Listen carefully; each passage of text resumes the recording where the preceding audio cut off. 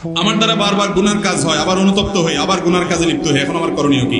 বারবার যদি গুনাহের কাজ হয়, হাল ছাড়বেন না, আবার তওবা করবেন। তবে চেষ্টা করবেন আগের তওবার চাইতে পরের তওবা যেন স্ট্রং হয়। খুব নিজেকে ভৎসনা করবেন, আমি কত খারাপ, আগে না তওবা করছি আল্লাহর কাছে, আর এই কাজ করবেন, আবার করে ফেললাম। তাহলে এবার নতুন করে স্টেপ নেন, কেন হলো? ওখান থেকে আরো শক্তভাবে দূরে সরেন।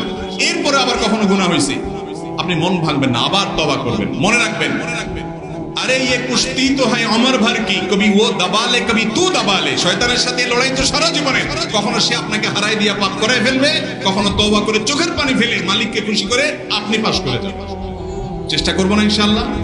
ভাইরা আমার, ইবলিস আপনাকে বলবে তোর মাথা খারাপ হয়েছে, তুই যত আকাম করছস, যতবার খারাপ কাজ করছস, তোরে আল্লাহ মাফ করবো তো?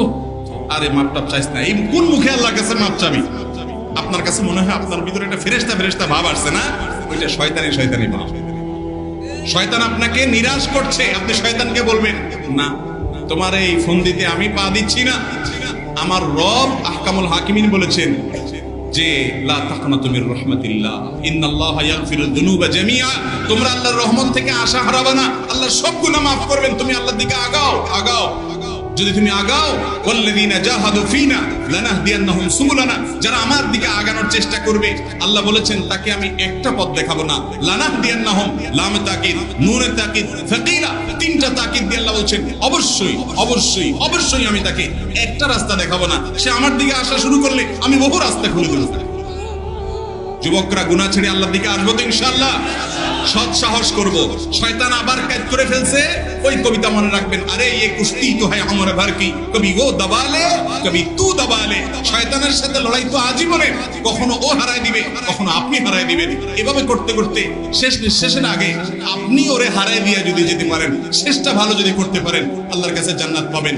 অতএব নিরাশ হওয়া যাবে, কিন্তু তার মানে আবার এই না যে আপনি মনে করলেন ঠিক আছে, তাহলে হুজুর বলছে আকাম করতে থাকবো, তওবা করতে থাকবো, আশাও ছাড়া যাবে না, পাপও ছাড়া যাবে না। ভাই সেটা বলা হয় নাই।